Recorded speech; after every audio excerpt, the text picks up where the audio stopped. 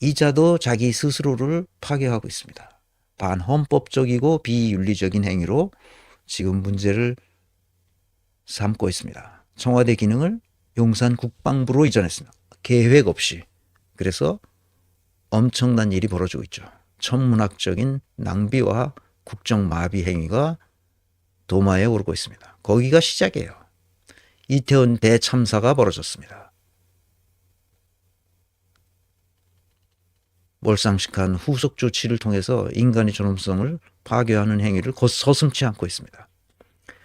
대법원 판결을 무시한 징용 피해자에게 제3자 배상을 하겠다.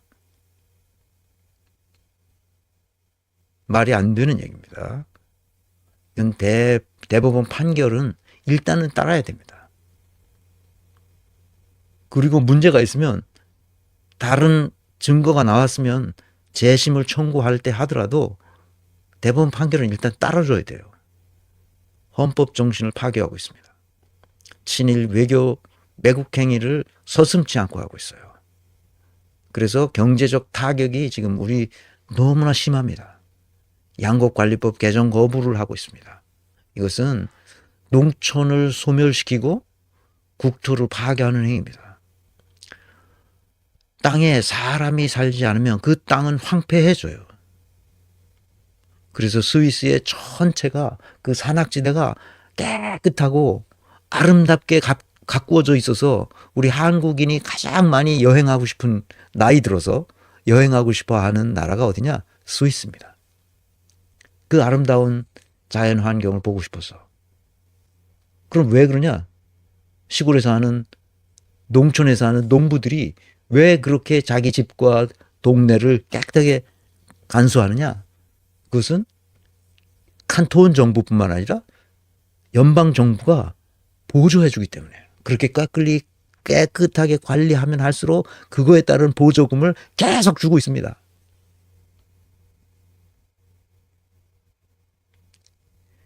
해병대 최상병 사건을 박정훈 대령이 제대로 수사했습니다. 그랬더니 그걸 틀어막기 위해서 외압을 가했죠. 법 질서를 파괴한 겁니다.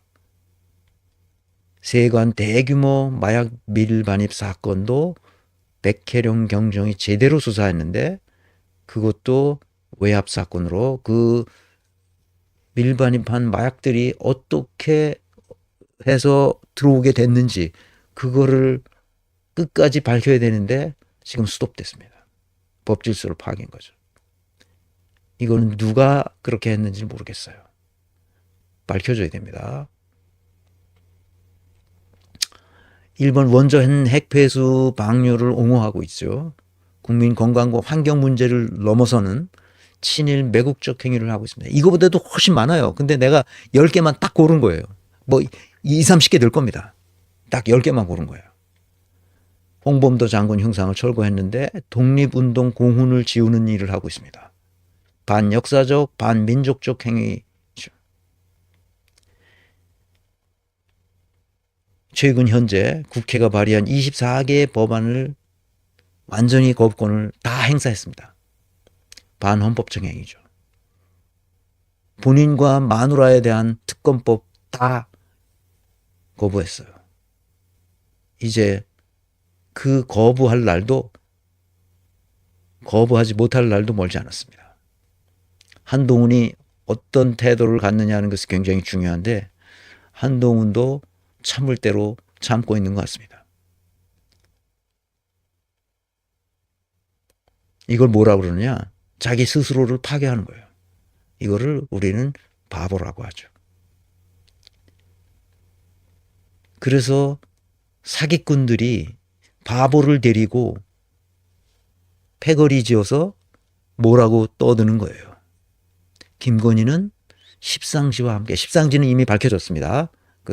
다 얘기했어요. 십상지와 함께 거의 모든 분야를 주무르고 있어요. 근데 자기가 할 수 있는 거는 그 조작하는 것밖에 모르잖아요. 그러니까 무법천지가 된 겁니다. 윤석열은 김건희 앞에서 오금을 펴지 못하고 있습니다. 오금이 뭔지 아시죠? 여기가 오금입니다. 오금. 이렇게 접히는데 바로 그 안쪽. 다리도 무릎을 접히는데 그 안쪽, 아래쪽. 그것이 오금인데 오금을 펴지 못하는 거예요. 바싹 졸아 있는 거죠. 김건희 앞에서는 오금을 펴지 못하고 있습니다. 부정선거였음이 분명해졌죠. 명태균이는 김건희와 윤석열을 지금 협박하고 있습니다.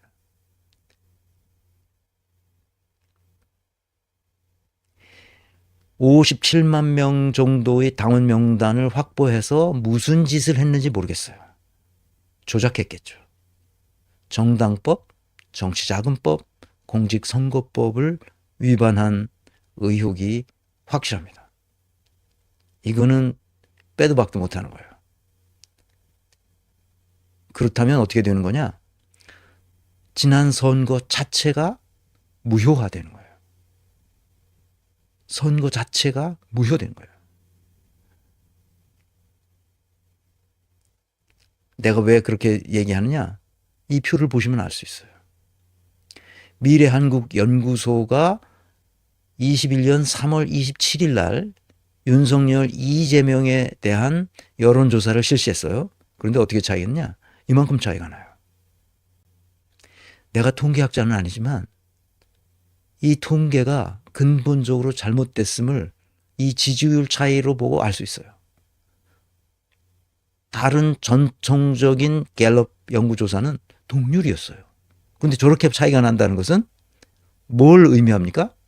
이렇게 차이가 난다는 것을 윤석열에게 보여주고 윤석열을 꼬드긴 거죠. 이 여론을 조작한 거죠. 여론 자체를 조작했다기보다는 자기가 명부가 들어와 있으니까 그거를 가지고 샘플을 공정한 방식으로 하지 않았을 가능성이 높죠. 샘플링 할 때 어떻게 했느냐가 굉장히 중요합니다. 근데 이건 샘플링을 이렇게 보여준 거예요. 윤석열한테.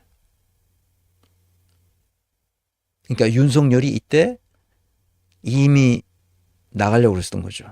정치에 나가려고 했던 거예요. 2월 27일 날 정치에 나가려는 생각을 그날 한 게 아니라 그 전서부터 정치를 해야 되겠다고 생각한 거예요. 그래서 정당을 선택해서 나가야 되는데 정당을 선택한 사람이 선택하도록 이끈 사람이 누구야? 그때 당 대표였던 이준석이었어요. 그러니까 윤석열을 끌고 들어와서 대통령을 시키면 자기가 당 대표로서 좌지우지할 수 있다는 아주 커다란 착각을 한 거죠. 그럼 2021년 1월 18일 날 두 달 전쯤에 문재인이 뭐라고 하느냐?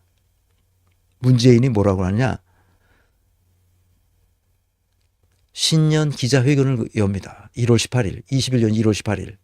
그때 윤석열을 쉴드 쳐줍니다. 뭐라고? 문재인 정부의 검찰총장이다. 정치를 할 거라고 생각하지 않는다. 이렇게 쉴드를 쳐줍니다. 두 달 전에.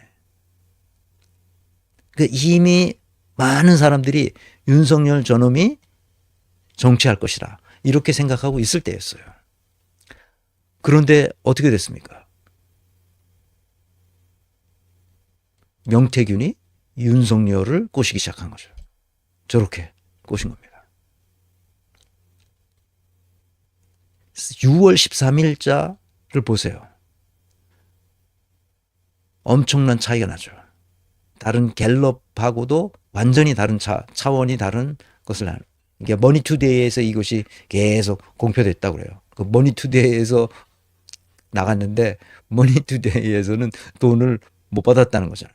그러니까 머니투데이도 지금 문제가 심각한 거예요.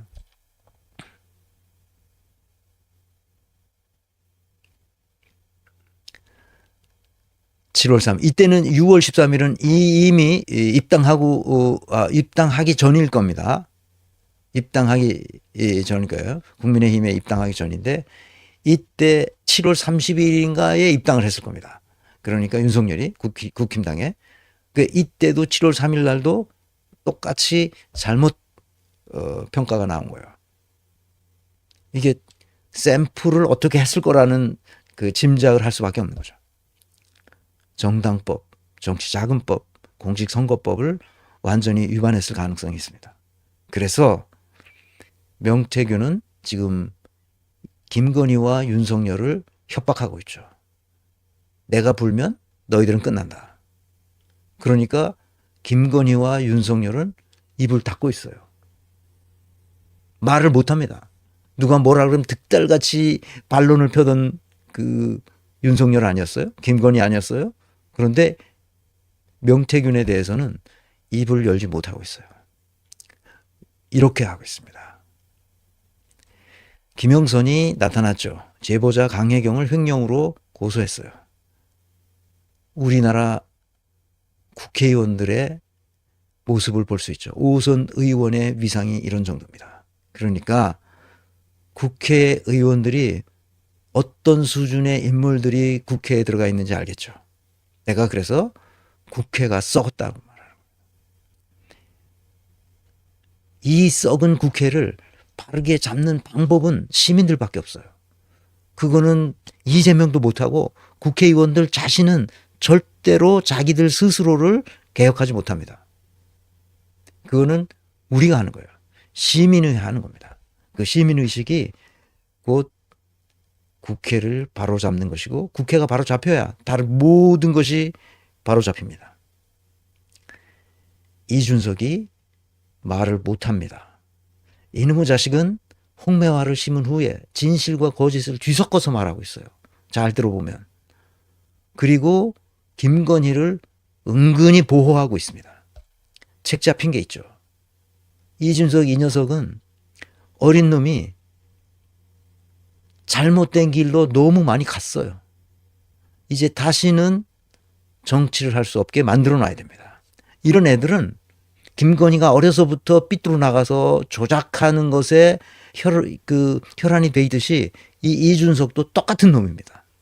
내가 이 마삼중일 당시에 그 텔레비전이죠. 그러니까 언론에 나와서 뒤떠드는 거를 내가 가만히 들어봤어요. 얘를 혹시 내가 코딩할 만한 수준의 괜찮은 정치인이 될 수 있는가 하는 것을 그 보기 위해서 그 이준석이 나와서 있는 건 시간이 있으면 내가 그게 들었어요. 저놈이 무슨 말을 하나. 더군다나 당 대표가 됐으니까 계속 들어봤습니다.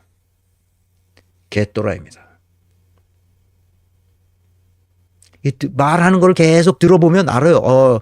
저놈이 그 또라이인지 사기꾼인지 아주 쓸모없는 인간인지. 말은 청산유도를 합니다. 나는 말에 민감한 사람이에요. 진실과 거짓을 뒤섞고 있습니다, 지금. 그래서 자기를 방어하고 김건희를 보호하고 있습니다. 이런 거를 빌어먹을 놈이라는 거죠. 김정인 똑같습니다. 김정인은 명태균을 이용할 수 있다고 생각해서 명태균을 이용했을 거예요. 그래서 오세훈에 가서 뭐 오세훈도 이렇게 소개해주고 명태균이 그러잖아요. 오세훈은 내가 그 입 열면 오세훈도 날아간다. 오세훈 이 녀석은 웃기는 놈이에요. 웃기는 놈이에요. 거짓에 연쇄 거짓말로 이미 정평이 나 있는 놈이에요. 김종인은 이제 입 다물었으면 좋겠어요. 명태균을 시켜서 이준석을 2027년 대선에 별의 순간을 만들겠다고 생각한 이런 흑발이 같은 생각을 가지고 있는 사람이에요. 김종인은. 뭔가 정치판에 나와서 자기의 위상을 점점 세워보려고 무슨 짓을 계속 하는데 이제 그만하세요. 내가 나이 들었다고 내가 심한 얘기는 안 할 테니까 김종인은 이제 그만 보고 싶습니다. 뭘 안다고 떠드는지 난 이해를 못하겠어요. 부끄러운 줄 알아야지. 그렇게 나이 먹는 동안에 뭐 공부도 없이 그저 횡설수설하면 누가 알아줍니까? 그게 무슨 도움이 됩니까? 우리 사회에. 공부 좀 하세요. 공부 좀. 뇌물 먹고 그게 뭡니까? 뇌물 먹고 한번 감방에 갔다 왔으면 정신 차리고 그냥 그동안 그 부모로부터 많은 걸 받았잖아요. 그걸 그냥 조용히 사세요. 뭘 나와서 이게 뭡니까?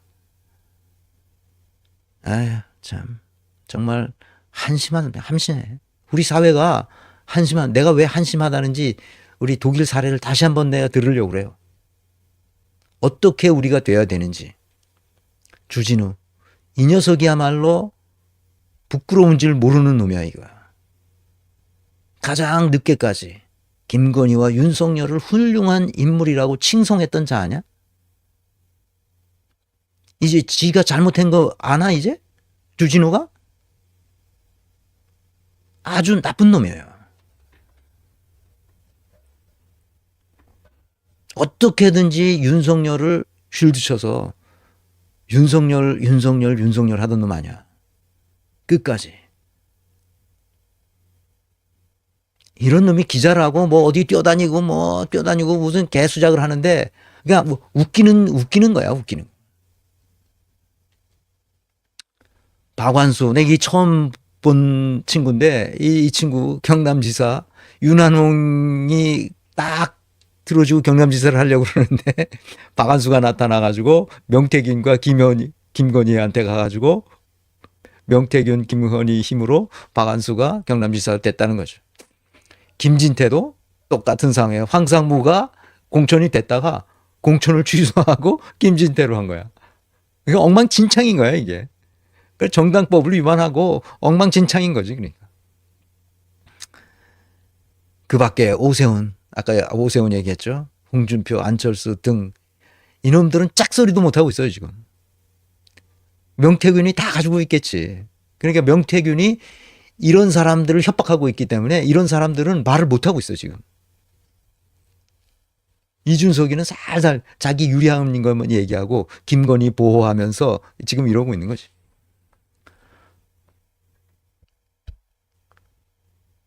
오세훈 한심한 인간입니다. 홍준표 똑같은 인간이죠.